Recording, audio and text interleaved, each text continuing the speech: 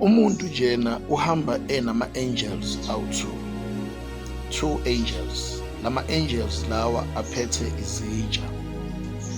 Yonke into oyenzayo enhle ifaka kule angel engapha ngaka-right, bese kuthi enye into embi oyenzayo ifaka kule angel engapha ngaka-left.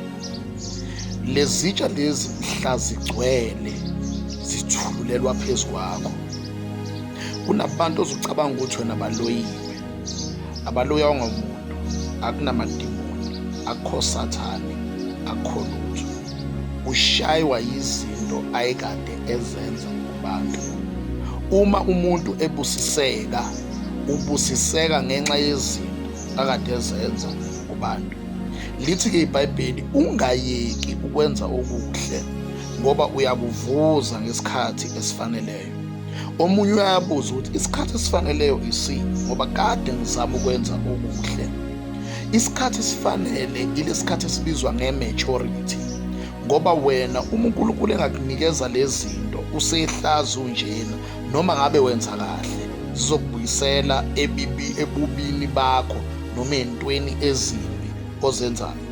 Kunabantu abantu masebebusisekile size siyisole ukuthi babusisekelani, kodwa-ke angikho lapho. Ngithi mina kunabantu namhlanje abanezinto ezibehlelayo ezimbi.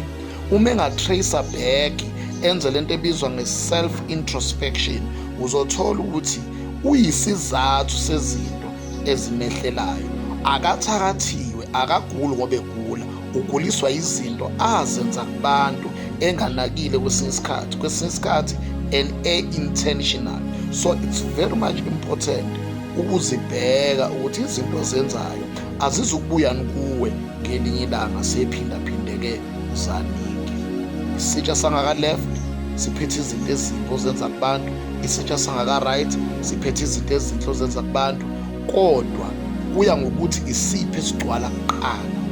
Lezi zinto ezimbi lokuzenza kaningi kunezinto ezinhle, so sheshe sigcwale isitsha sezinto ezimbi bese zithulela phezu kwakho. Uyothi uloyiwe, uyothi khona abantu abangakufuni, uyothi khona usathane namadimoni akulandelayo, kanti cha, ulandelwa isitsha sakho obuloku sigcwalisa. Be careful what you do to others, ngoba lento yenza kubantu izobuya